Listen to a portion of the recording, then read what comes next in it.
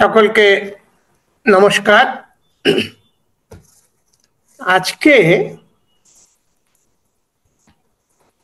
এই যে চৈতন্যদেবের যে আবির্ভাবের কথাবার্তা আছে, এগুলো ইতিহাসে খুব পাওয়া যায় না। বাংলা সাহিত্যে আছে, চৈতন্য চরিতামৃত আছে, নানান ভাবে আছে। আর তার আবির্ভাব বা জন্ম বলা হয় 1485 থেকে 86। নদিয়ার কৃষ্ণনগরের শান্তিপুর এই সমস্ত এলাকায় তিনি জন্মেছিলেন। তো তার যে আন্দোলন, এর সঙ্গে দলিতদের কোনো বিশেষ সংযোগ ছিল না। কোনো পর্যায়ে বা অধঃপতিত করে রাখা হয়েছে যাদের, সেই সব মানুষের জন্য তিনি বাল্যকাল থেকে সন্ন্যাসী হওয়া বা মহাপ্রভু হওয়া পর্যন্ত কখনো কিছু বোঝা যায়নি। তিনি জাতিভেদ ব্যবস্থার বা বর্ণাশ্রম ব্যবস্থার বিরুদ্ধে কখনো কোনো কথা বলেননি। কিন্তু তিনি জন্মেছিলেন ইসলামিক পিরিয়ডে। ঠিক তার আগে ছিল বৌদ্ধরা। যশোর খুলনার ইতিহাস সতীশচন্দ্র মিত্রের, সেটা পড়লে দেখা যাবে যশোর, খুলনা, বরিশাল, ফরিদপুর যে সমস্ত এলাকা জুড়ে পরবর্তীকালে হরিচাঁদ ঠাকুরের আবির্ভাব, বা আমরা স্পেসিফিক্যালি বলতে পারি যে শব্দগুলো আমরা আগে খুঁজছিলাম, দলিত, অস্পৃশ্য, তাদের উত্থান, তাদের আশা আকাঙ্ক্ষার ধ্বনি, বিদ্রোহ, যেভাবেই বলা যাক, এগুলো এসেছে। এখন তাতে চৈতন্য দেবের কতটা কি থাকতে পারে সেটা আমরা খানিকটা আজকে আমি গুরুচাঁদ চরিতের একেবারে প্রথমে কয়েকটা শ্লোক পড়ে পড়ে শোনাবো। কিরকম? ব্রাহ্মণ বর্ণ শ্রেষ্ঠ এই নীতি বলে, শূদ্র বলি ক্ষুদ্র করে অপর সকলে, স্বর্গের চাবি রাখে ব্রাহ্মণ সুজন। অর্থাৎ যখন হরিচাঁদের আবির্ভাব হচ্ছে, যখন এই দলিত আন্দোলন ব্রিটিশ সময়ে, ব্রিটিশ ভারতবর্ষে, আমরা চৈতন্যে আবার ফিরে যাব, এখান থেকে ফিরে যাব, তো এরাই ব্রাহ্মণেরাই স্বর্গের চাবিকাঠি এবং রাজদণ্ডের রক্ষাকর্তা। সুতরাং টেম্পোরাল এবং সিলেশিয়াল দুটো জগতেরই চাবিকাঠি সেই ব্রাহ্মণের হাতে। আর এদিকে সাধারণ যে জনগণ, তারা ভয়ে ক্ষুধায় জর্জরিত হয়ে ছিন্ন বসনে সেই খড়ের চালের নিচে দিন কাটায়। পাপ ভয়ে স্বর্গ লোভে ওরা যেমন ভগবানের ভয় দেখায়, সেই জন্যে ভারতবর্ষে একটা কথা খুঁজে পাওয়া যায় না, গড লাভিং। কাউকে কখনো কিছু বললেই বলে যে তোমার গড ফিয়ারিং নেই। এবং একটা ভালো লোক সবসময় বলতে থাকে, I have a god fearing man. অর্থাৎ ভগবানকে এরা ভয় পায়, কারণ ভগবান এই ব্রাহ্মণ ধর্মে লোভ দিয়ে রেখেছে যে পুজো দাও, তাহলে তুমি তোমার ওই পরলোকগত পিতৃপুরুষরাও একটু সুযোগ সুবিধা পাবে। তো সে কথাই লিখছে, পাপ ভয়ে স্বর্গ লোভে করে আচ্ছাদন, নির্জিত মানব হেথা কাঁদে চারিদিকে, অস্পৃশ্য বলিয়া বিপ্র ছয় না তাহারে, ব্রাহ্মণ রচিত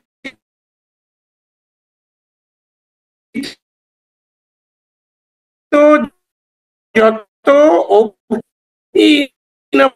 গ্রন্থ ব্রাহ্মণ প্রধান মার্কা বিজ্ঞাপন যন্ত্র। সেকালে সেগুলো ব্রাহ্মলিত গলিত যত পতিত মানব ব্রাহ্মণের কুটচক্রে মৃত প্রায় সব। আরে মৃত হলে তবু বেঁচে যেত, জীবন্ত তাদের চামড়া ছুলে নেওয়া হয়। তারা সারাদিন, ওই রবীন্দ্রনাথ লিখেছে না, ওরা কাজ করে নগরে বন্ধ, সমস্তটুকু যা সারপ্লাস লেবার সেটা ওই ব্রাহ্মণেরাই নিয়ে নেয়। এই সময়ে গৌরাঙ্গ প্রভু এসেছিল একটা বৈষ্ণব ধর্ম, কিংবা একটা, ওটা পরে যাব আবার, কিংবা ওই যে বলা হয় ভক্তিবাদ, সেই সমস্ত দিয়ে একটু যেন মনে হয়েছিল কোথায় যেন একটু রিলিফ হচ্ছে। কিন্তু বলা হচ্ছে এই বইতে, কলিচক্র বলি ভক্ত করে হাহাকার, গৌরাঙ্গের ধর্ম বুঝি গেল ছারখার, ব্রাহ্মণে কুচক্রে ভিন্ন ভিন্ন হলো, হইল আউল মতে বাউল বিপক্ষ। ব্রাহ্মণ এবারে বৈষ্ণব হলো পূজ্য সভাকার, আর স্পর্শ করে শূদ্র তাহা নাহি হেন সাধ্য। এবং ওই শূদ্র যারা বৈষ্ণব, তারা ওই সমস্ত আদর যত্ন স্পর্শ করবার ক্ষমতা রাখে না। তারা নারীদের নিয়ে নানান ধরনের ব্যভিচার সমাজ ভরে ফেলেছিল। সেই জন্যে এখানে বলছে, নিজ নারী পরিহরি প্রভু কেঁদে গেল। চৈতন্য দুটো বিয়ে করেছিলেন। একজন লক্ষ্মীপ্রিয়া, সাপের কামড়ে বলা হয় তিনি মারা যান। ছেলেকে আবার বিয়ে দিয়েছিল মা বিষ্ণুপ্রিয়া, তাকে ছেড়ে চলে গেল। কিন্তু এই বৈষ্ণবরা কেমন? পরনারী ব্যভিচারী। এই ব্যভিচারী ভরে দিল এই বৈষ্ণব সমাজ। গান্ধীজিও এক জায়গায় বলেছেন, যেখানে উনি স্বীকার করেছেন দুজন থিওজফিস্ট ভাই তাকে যখন লন্ডনে গীতা একটু অরিজিনাল পড়ে শোনাতে বলেছিলেন, বলে আমি তো গীতা পড়িনি, বৈষ্ণব হওয়ার কারণে হাভেলিতে গিয়েছি মায়ের সঙ্গে, কিন্তু সেখানে যা অর্থনৈতিক বৈভব, কদাচার, ভালগার ডিসপ্লে অফ ওয়েলথ, সেটা দেখে এবং সেখানে নারী সম্পর্কিত যে ব্যভিচার আমি দেখেছি, তারপরে আমি সেখানে আর যাইনি। তো এই অবস্থায়, এই পরিপ্রেক্ষিতে, সামাজিক এবং আধ্যাত্মিক পরিপ্রেক্ষিতে হরিচাঁদের মতুয়া ধর্ম এই সমাজকে, এই পতিত সমাজকে, এই লাঞ্ছিত সমাজকে শিক্ষা নেই, দীক্ষা নেই, কোন রকম আশা ভরসা নেই। জীবনের মূল্যবোধ হারিয়ে ফেলেছে ভারতবর্ষের সেই যে 90% শূদ্র, অস্পৃশ্য ইত্যাদি মানুষেরা, সেখানে আর কারো কোনো কথা বলার, ভাবার মানুষের মতন এই অবস্থা ছিল না। এই অবস্থা তৈরি করে দিল ব্রিটিশ গভর্নমেন্ট, যারা রুল অফ লতে বিশ্বাস করেছে, যারা তখনকার সময়েও ব্রিটিশ পার্লামেন্টের গণতান্ত্রিক মানবিক ভ্যালুর উপরে দাঁড়িয়ে এই ভারতবর্ষ শাসন করবার চেষ্টা করেছে। কত রকম নেড়া নেড়ি তান্ত্রিক কুলগুরু,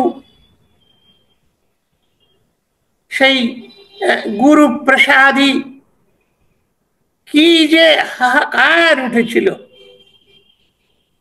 নানান রকম পাগল, নানান রকম নাঙ্গা সন্ন্যাসী, সাধু, ফকির, কুসংস্কার, অন্ধবিশ্বাস, সতীদাহ, পুত্র সন্তানদের, কন্যা সন্তানদের মেরে ফেলা, এ বাংলায় সেদিন ছেয়ে গিয়েছিল।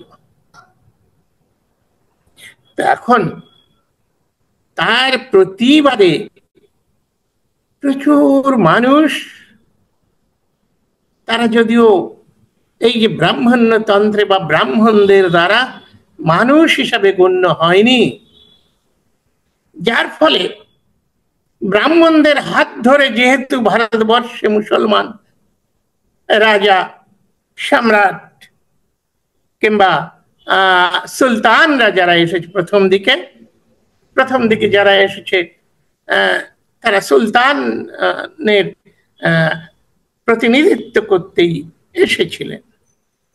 ইনভেস্টিচারও তাদের প্রথম দিকে কয়েকজন সুলতান নিয়েছিলেন।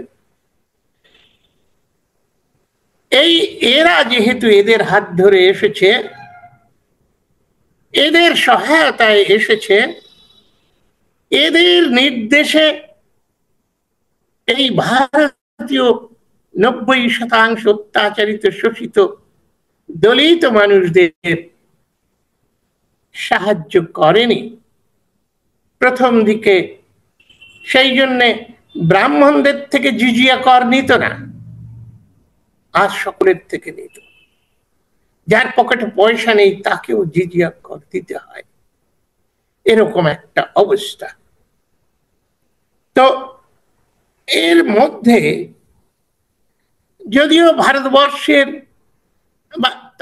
দেশটা তখন ভারতবর্ষ নয়, বারবার যেখানে বলবো সেটা মানে ব্রিটিশ ভারতবর্ষ, এবং পরবর্তী ছোট ছোট ক্ষুদ্র বিচ্ছিন্ন রাজ্যে বিভক্ত ছিল দেশটা।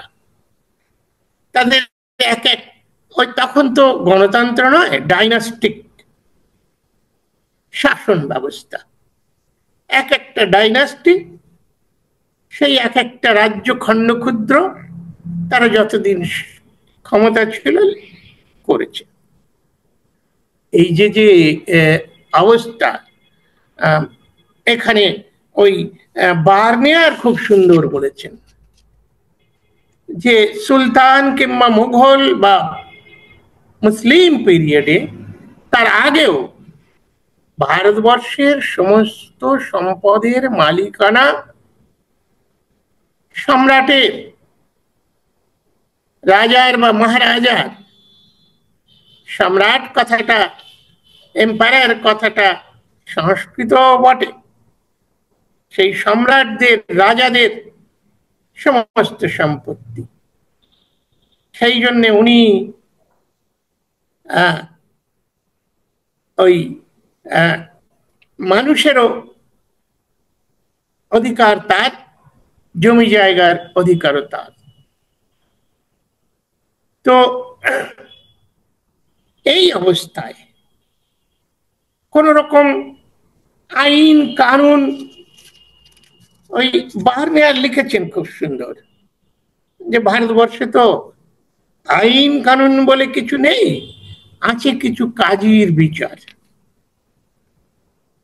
তবে এখানে ভালো কথা যে গরিব লোকেরা বিচার পায়, বড় লোকেরা বিচার পায় না। শুনে আমি একটু অবাক হয়ে গেছিলাম, কি হলো ব্যাপার?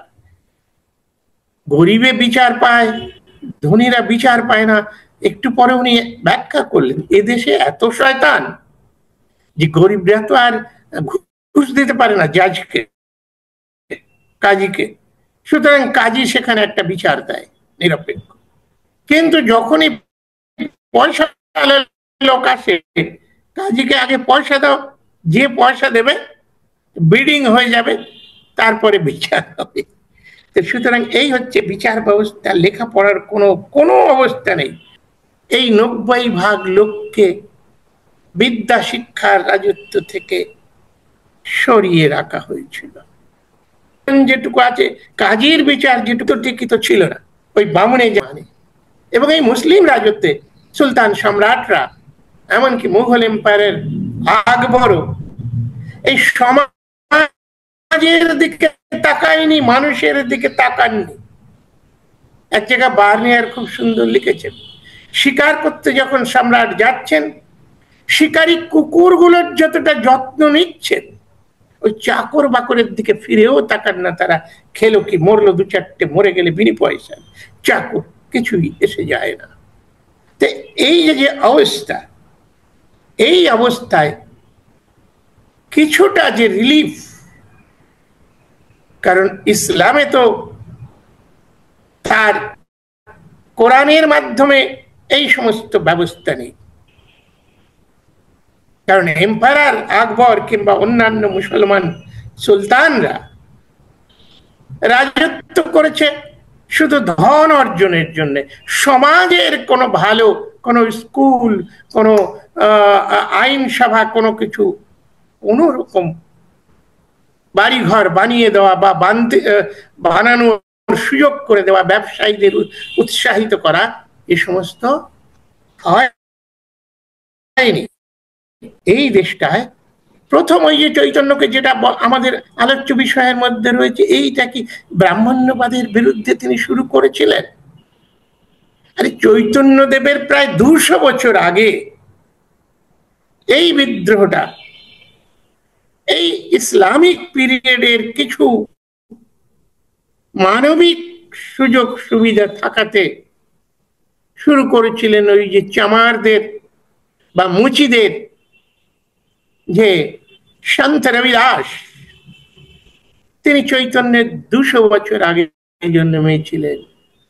তিনি ওই কাশী থেকে একেবারে রাজপুতানা পর্যন্ত মানুষদের উদ্বোধিত করে তুলেছিলেন, যার জন্য তাকে হত্যাও করা হয়। যাই হোক, তিনি কিন্তু এই বিদ্রোহের বীজ ছড়িয়ে গিয়েছিলেন যে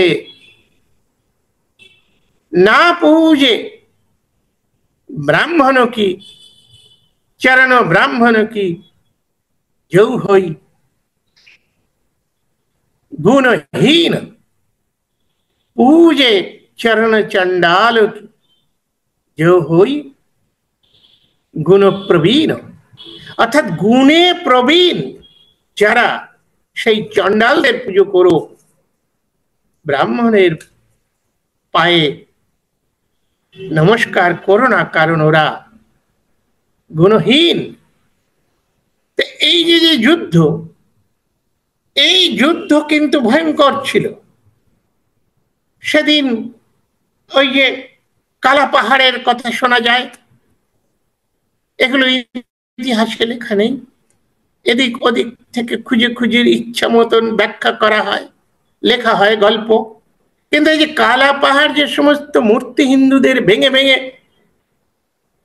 ইসলামিক হচ্ছেন, সাধারণ মানুষেও হচ্ছে। এই লক্ষ কোটি কোটি মুসলমান ভারতবর্ষের, এরা কিন্তু আরব কয়েক কোটি, 10-15 কোটি সব মিলে টিলে হবে।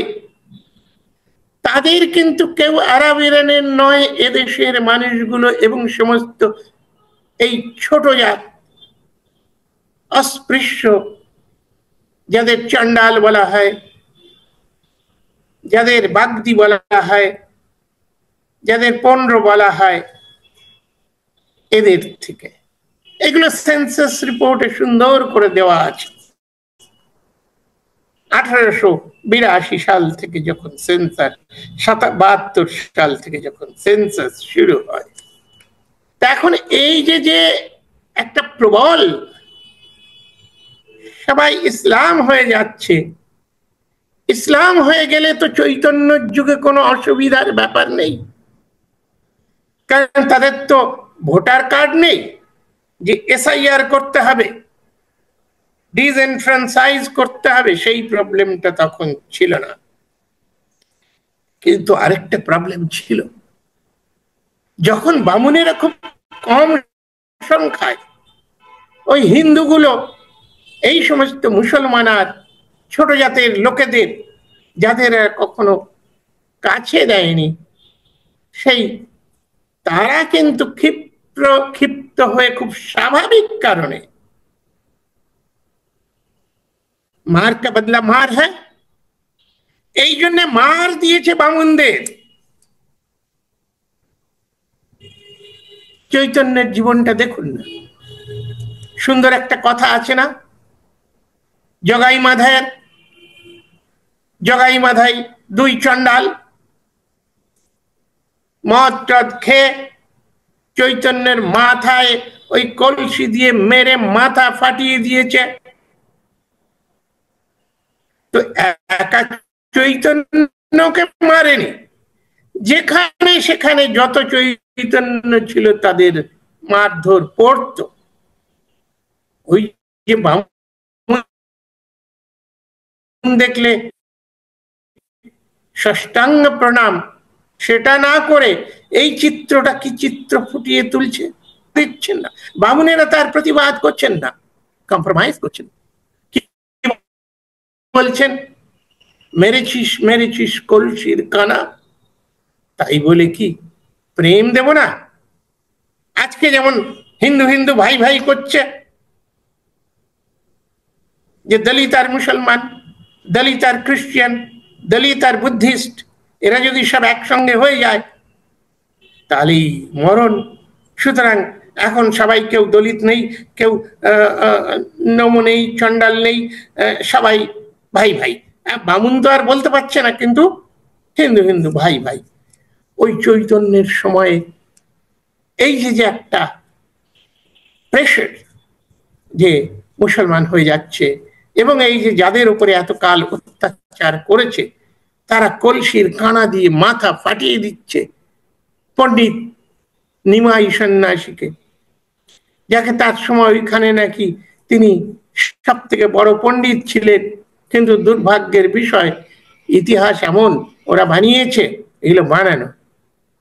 চৈতন্যদেবের নামে লেখা, চৈতন্যদেব লিখেছেন এইটা বই, এরকম একটা বইও পাওয়া যায় না দেশে। তার জন্য একটা সুন্দর গল্প তৈরি হয়ে গেল। কি গল্প? যে ওনার এক কানা বন্ধু ছিল, একদিন নৌকোতে চড়ে যাচ্ছিলেন, নৌকো পার হচ্ছেন, তো শুনলেন যে তার ওই অন্ধ কানা রঘুনাথ, সেও একটা ওই বিষয়ের উপরে বই লিখেছেন।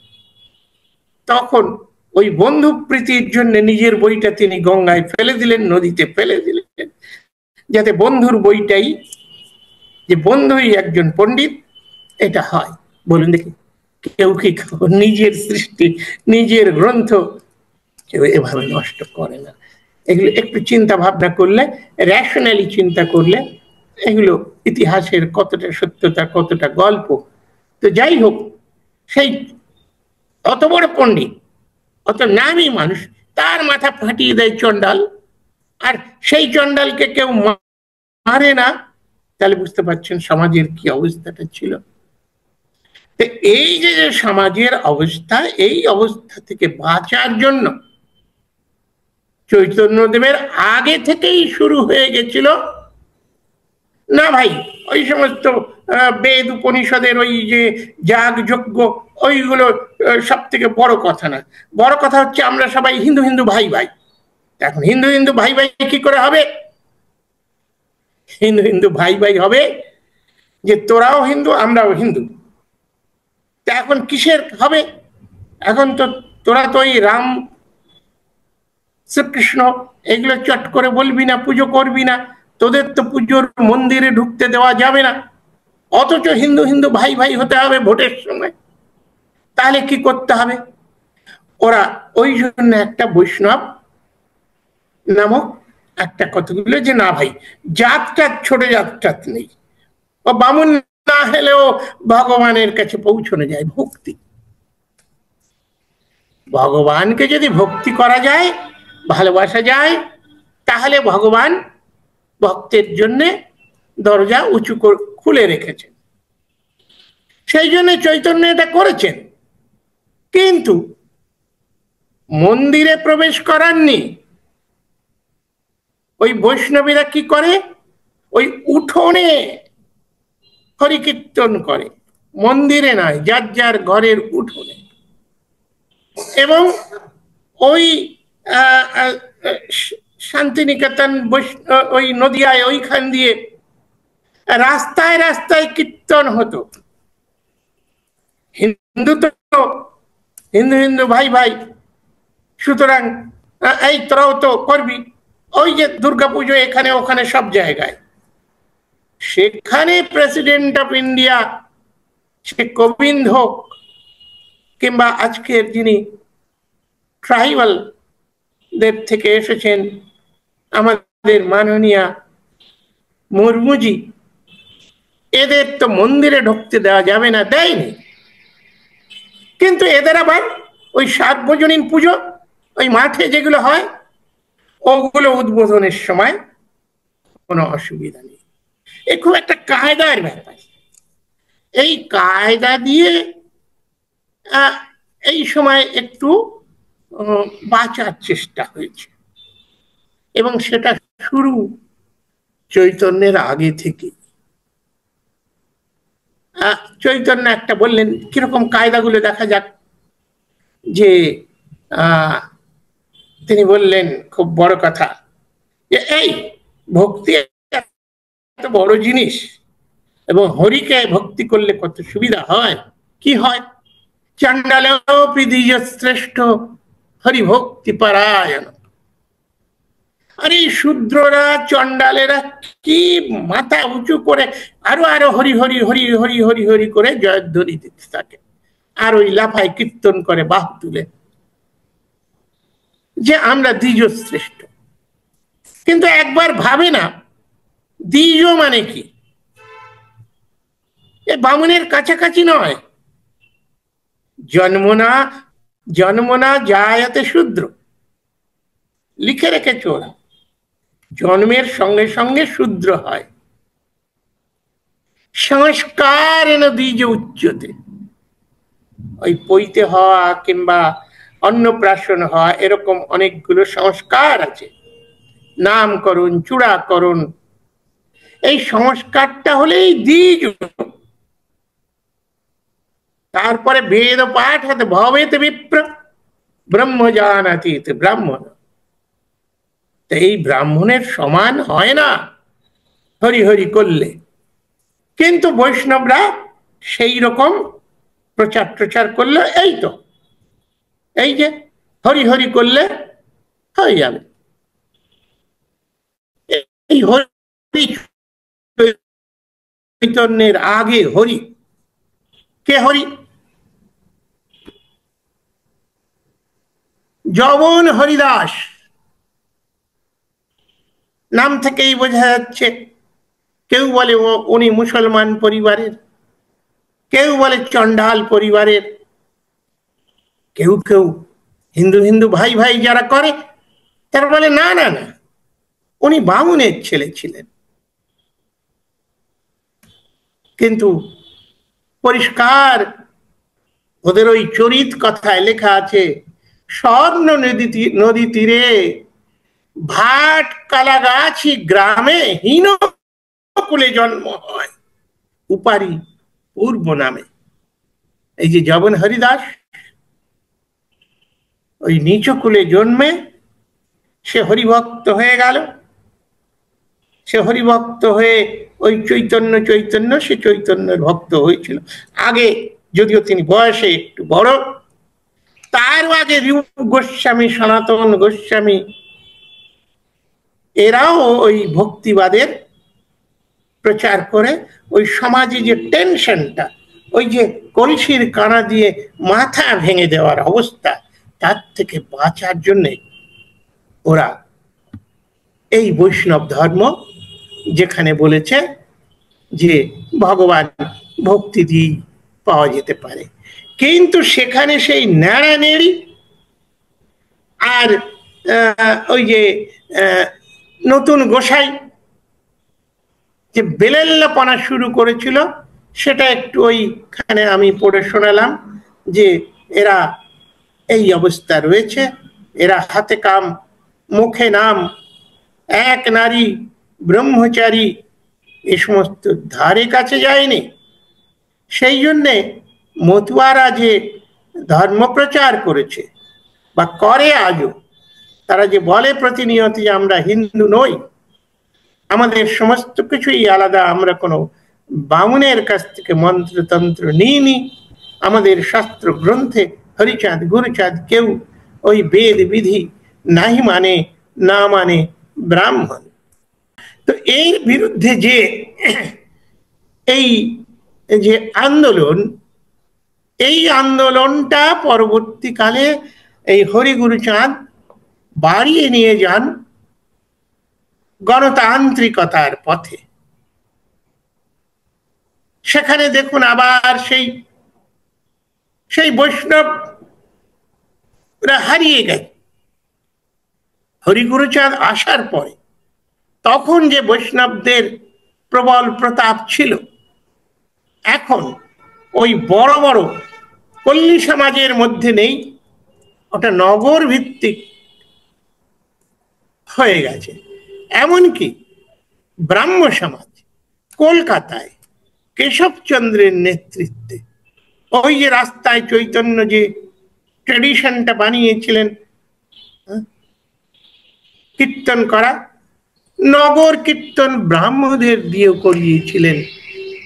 ওই যখনই এরা বিপদে পড়ে, একবার মুসলমান হয়ে যাওয়া থেকে বাঁচার জন্যে আর এদের শক্তিকে খর্ব করবার জন্যে, উত্থানকে থামিয়ে দেবার জন্যে, ভ্রান্ত পথে পরিচালিত করবার জন্যে ডিরেল করে দেওয়া হচ্ছিল ইঞ্জিনকে। আবার সেই ব্রাহ্ম সমাজেও সেই একই ব্যাপার করেছে রাজা রামমোহন রায় ইত্যাদিরা।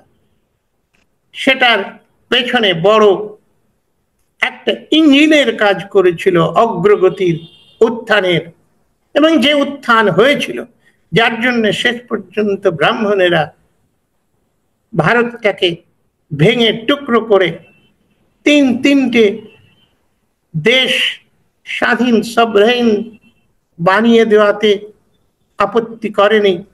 আজকে কি প্রবলেম, ক্রিকেটের মাঠেও হিন্দুস্তান পাকিস্তানের যেন গোলাগুলি চলছে। বাংলাদেশ আর পশ্চিমবঙ্গের মধ্যে যেন রেষারেষি, কোথায় কাটা তার হবে, কোথায় কি হবে, এই করতেও বাংলাটা তো ধ্বংস হয়ে গেছে। এখন এটা WEST ওয়েস্ট বেঙ্গল নেই, WASTE ওয়েস্ট বেঙ্গলে পরিণত হয়ে গেছে, এবং এই সর্বনাশের শতবর্ষ হয়ে গেছে। যেদিন এটা ভেঙে ফেললো, এটা বুঝেছে বাঙালি ব্রাহ্মণেরা, সেদিন বিষ পান করেছে, ওই রবীন্দ্রনাথরা এর পক্ষে থেকেও এগুলো করেছে। তা আমরা মনে হয় যা সময় চলে গেল, আমরা পৌঁছে গেছি। আসলে বিষয়টা এমনই, যেমন বৈষ্ণবিজম নিয়েই অনেক কথা বলা যায়, চৈতন্য নিয়েও অনেক কথা বলা যায়, কিন্তু সেই 1486 থেকে শুরু করে 2026 সাল পর্যন্ত একে এই বিশাল বিপুল ভারতবর্ষের সনাতনী ধর্মগুলো একটা তো নয়, অনেক ধর্ম, কিছুই বলা হয়নি, তবুও বিষয়টাকে মোটামুটি আমি একটা রূপ দেবার চেষ্টা করলাম যে চৈতন্যদেবের প্রভাব নেই বলা যাবে না, আর চৈতন্যদেবের আগেও সেই ধারা শুরু হয়নি তাও নয়। He was not the opening batsman, তার আগেও ওপেনিং ব্যাটসম্যান রয়েছে। চিরকালই অত্যাচারের বিরুদ্ধে, অবিচারের বিরুদ্ধে, অন্যায়ের বিরুদ্ধে মানব খাড়া হয়েছে, কুরবানি দিয়েছে, আগেও তাই চলবে। ধন্যবাদ।